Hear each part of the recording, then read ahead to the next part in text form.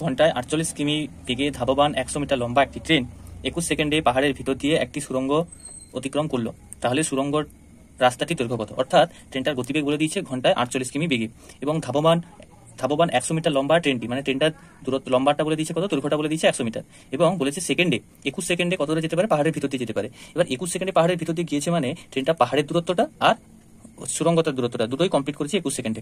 তাহলে এই যে বর্তমানে এখানে যেহেতু 21 সেকেন্ডে দেওয়া আছে এবং এটা মিটারে দেওয়া আছে, তাহলে ঘন্টায় 48 কিমিটাকে আমি সেকেন্ড আর মিটারে ভেঙে নিচ্ছি।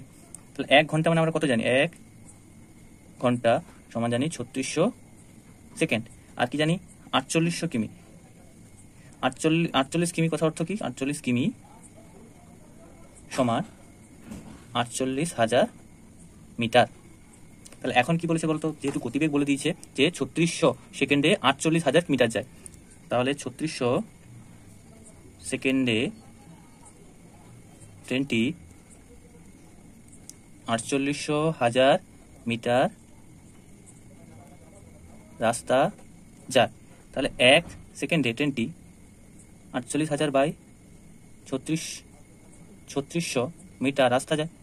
তাহলে 21 সেকেন্ডে, এখন তো 21 সেকেন্ডে গিয়েছে পাহাড়ের মধ্য দিয়ে, আর পাহাড়ের মধ্য দিয়ে গিয়েছে মানে পাহাড়ের দূরত্বটা আর ট্রেনের দূরত্বটা দুটোই কমপ্লিট করেছে, ক্রস করেছে। তাহলে 21 সেকেন্ডে ট্রেনটি যাবে 48,000 ইন্টু 21 বাই 3600 মিটার। এবার কাটাকাটি করলে কি হচ্ছে, এটা 0 0 কাটবে, আচ্ছা এখানে 3 দিয়ে কাটলে এটা হচ্ছে 12, এটা হচ্ছে 7, আর এখানে 12 4 48 মানে এটা 40, মানে 7 4 28 280 মিটার। তাহলে এখন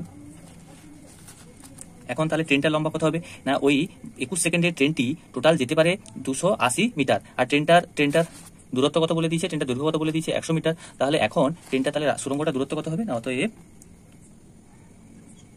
সুড়ঙ্গটির দৈর্ঘ্য হবে, তাহলে এটা যতটা যায় মানে 280 যেতে পারে, এবং ট্রেনটার দৈর্ঘ্য কত 100 মিটার, সমান কত হবে 180 মিটার।